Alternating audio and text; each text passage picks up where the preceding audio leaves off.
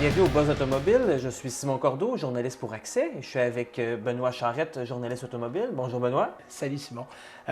Écoute, on a fait le tour des concessionnaires. D'ailleurs, c'est la deuxième saison qu'on fait ça. On a fait le tour des concessionnaires dans les Laurentides. Bon, moi, comme journaliste automobile, propriétaire de l'annuel de l'automobile, c'est toujours un marché qui m'intéresse beaucoup.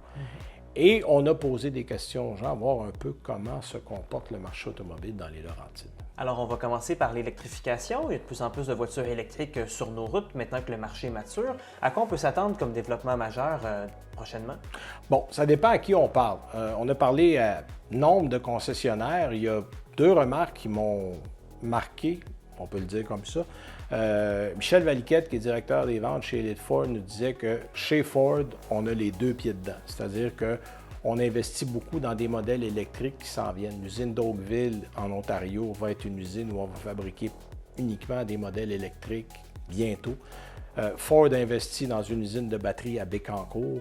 Donc, on est dedans pour le vrai. Les modèles qui arrivent, il y a un Escape PHEV qui s'en vient, des modèles Explorer. On a des modèles comme le Ford Lightning, le Mach-E. Donc, chez Ford, on est dedans. On parle à d'autres, comme du côté d'Alfa Romeo, on a parlé au directeur général Stéphane Robert, du côté de United Alfa Romeo. Lui nous dit que les amateurs de performance, parce qu'Alfa Romeo, c'est une marque qui vend de la performance, la transition est plus lente. Parce que les amateurs de véhicules performants ne sont pas nécessairement des amateurs de véhicules électriques et la façon d'y arriver, il dit, nous, ça va se faire par étapes. Il y a un modèle comme le Tonale, qui est un PHEV, donc un hybride branchable, qui est le meilleur vendeur en ce moment du côté d'Alfa Romeo. Il dit, c'est par cette transition-là qu'on va finir par convaincre notre clientèle, mais ça va un petit peu plus lentement de ce côté-là. L'économie passe une période un peu particulière avec l'inflation qui augmente beaucoup.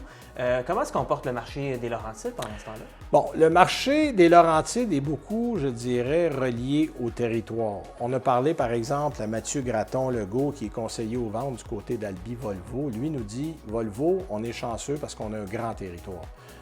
La concession occupe à elle seule toutes les Laurentides. On va chercher de la clientèle jusque dans les Hautes-Laurentides, on va même jusqu'en Abitibi. Donc, on a influence sur un grand territoire, donc eux, ça va bien parce qu'on est capable d'avoir une bonne clientèle. D'autres vont avoir des régionalismes, je vais le dire comme ça. Dominique Durocher, qui est présidente du côté de Mazda à Val-David, elle dit, nous, on est dans un endroit un peu plus en campagne. Mazda a beaucoup de produits 4 roues motrices et on a une garantie illimitée de 3 ans. Donc, 3 ans, sans kilométrage, donc kilométrage illimité. Et ça nous a favorisé par rapport à d'autres constructeurs. Donc, on voit que quand il y a des avantages ou un territoire qui est assez grand, ça va bien pour le concessionnaire dans ces conditions-là. Il y a aussi les taux d'intérêt qui ont augmenté de façon marquée ces derniers mois. Comment ça influence le comportement des consommateurs? En fait, deux des personnes qu'on a rencontrées qui nous ont donné à peu près la même réponse, il y a Amélie Chavanel, qui est directrice générale chez Chrysler Rive-Nord, et Stéphane Robert de chez United Alfa Romeo, qui est directeur général aussi, qui nous disent au Québec, on achète un paiement. On arrive en concession avec une idée préétablie de ce qu'on est capable de payer par mois. Mais là, ce qui arrive depuis un an et demi, c'est que les gens n'ont pas magasiné de voiture depuis plusieurs années. Fait qu'ils disent, moi, j'ai 500 par mois à mettre. Ils réalisent que tu n'as plus rien pour 500 $ par mois. Fait que les gens arrivent avec des attentes qui sont ici et repartent avec un véhicule qui est là. Parce que pour l'argent qu'ils sont capables de mettre par mois, bien, notre pouvoir d'achat a beaucoup diminué et on repart souvent avec des véhicules beaucoup plus modestes qu'on avait pensé aller chercher au départ. J'imagine que les gens donc se tournent vers le marché d'occasion, mais je crois qu'il y avait une pénurie jusqu'à récemment. C'est vrai, mais si on se fie à Bernard Franke de Franke Mercedes, lui nous disait que le marché se stabilise. On voit tranquillement une baisse des prix, puis l'inventaire commence tranquillement à revenir. Bon, évidemment, les taux d'intérêt sont plus élevés que dans le cas des voitures neuves, et ça, c'est ce que Michel Valiquette nous a souligné, qui est directeur des ventes chez Elite Ford. Lui, il dit, on doit tenir en inventaire des véhicules plus abordables à cause des taux d'intérêt. Parce que là, évidemment, les taux d'intérêt font grimper les paiements.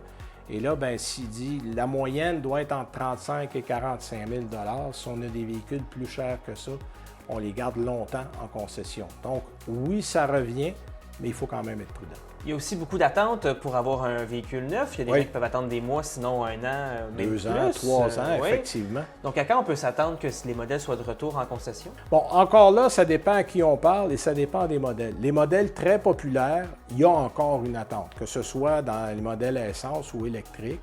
Mais Bernard Franke de Franke Mercedes nous disait que lui, en ce moment, chez Mercedes, il n'y a pas de problème d'approvisionnement. Les modèles rentrent, ce qu'il a besoin d'avoir, il va en avoir. Donc, de ce côté-là, chez lui, ça s'est stabilisé. Mathieu Gratton-Legault, de son côté, qui est chez Albi Volvo, représentant aux ventes, nous disait qu'en 2019, il y avait une quarantaine de véhicules en inventaire. 2023, 4 ans plus tard, on est à 80 et que le chiffre idéal chez eux, ça serait autour d'une centaine de véhicules. Mais ce que les gens nous disent en général, un peu partout dans les concessions, c'est qu'on ne veut pas revenir à de très grands inventaires parce que ça coûte cher supporter des inventaires et qu'on aime mieux vendre avec un peu moins de véhicules, garder une bonne rotation, mais d'un point de vue financier, ça fait plus de sens d'avoir un peu moins de véhicules en inventaire. À qui on devrait faire confiance pour l'entretien de sa voiture entre son garagiste local et son concessionnaire? Bon, ce que les concessionnaires nous ont dit, et ça c'est presque à l'unanimité, puis je vais citer Dominique Durocher de chez Mazda Val-David, elle nous dit que d'avoir des gens spécialisés, de miser sur la formation, ça a beaucoup aidé le commerce. En fait, est passé d'un taux de rétention de 39 à 80 en un an en engageant des travailleurs spécialisés. Ce qu'il faut aussi dire, c'est que dans le cas de beaucoup de concessions, les pièces d'origine vont faire la différence, surtout quand on arrive dans des modèles plus haut de gamme, chez Mercedes, chez Volvo, mais c'est vrai aussi pour la plupart des concessionnaires. Le service à la clientèle, on mise beaucoup là-dessus chez beaucoup de concessionnaires. On a même, dans certains cas, invité des clients chez le concessionnaire pour leur montrer les facilités, les expertises, le matériel qu'on utilise. Tout ça est important parce que le véhicule aujourd'hui est de plus en plus complexe et ça prend une machinerie, des techniciens qui sont formés et ça, bien, on retrouve ça en concession. Alors, merci Benoît d'avoir fait le tour du marché des Laurentides avec nous. À quoi on peut s'attendre dans les prochains mois? Bon, si on se fie à ce qu'on a entendu du côté des concessionnaires, on peut s'attendre à une amélioration de l'inventaire. C'est sûr qu'il va encore avoir un peu d'attente pour les modèles très populaires. Et l'électrification est vraiment en marche là, pour les gens qui en doutaient encore. Là, tout le monde en parle. Tout le monde n'aura pas le même inventaire aussi rapidement et le même nombre de modèles. Mais c'est clair qu'on s'en va vers ça. Merci Benoît.